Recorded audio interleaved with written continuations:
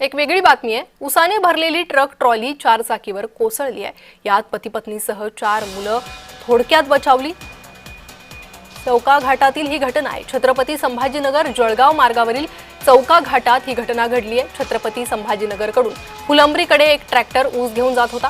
चौका घाटातील उंच टेकडावर चढत असताना उसाने भरलेला ट्रॅक्टरचा रॉड तुटला आणि वाहनाचा ताबा सुटला। ट्रॅक्टर मागे घसरत जाऊन त्याची ट्रॉली उलटली। याचवेळी मधून येत असलेली कार ट्रॅक्टरच्या अगदी जवळ आली।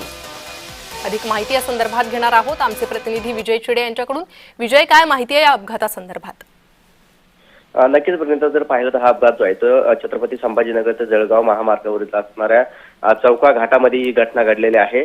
उसाची टायली जी आहे ती जात असताना मात्र चढ चढल्यानं गेल्यामुळे त्या ठिकाणाहून ती टायली जी आहे ती पाठीमागच्या दिशेने आली आणि त्यानंतर पाठीमागे जी चारचाकी वाहन उभा होती त्या वाहनावरती ही उसाची टायली भरलेली टायली जी आहे ती पलटी झाली होती। त्यामुळे बस कारमध्ये असणारे 4 जण जे आहेत त्या 6 जण जे आहेत त्यामध्ये जखमी देखील झाले होते, कारण ती कार जी आहे ती उसाच्या दाबल्या गेल्याची पाहायला मिळाली होती। त्यानंतर स्थानिक नागरिकांनी तात्काळ या कारमध्ये असणाऱ्या नागरिकांना तात्काळ कार बाहेर काढण्यात आला आणि त्या कारवरील ऊस जो आहे तो देखील हटवण्यात आला होता। मात्र यावेळी 4 जण जे आहेत त्यामध्ये गंभीर जखमी देखील झाल्याची घटना जी आहे ती घडलेली आहे।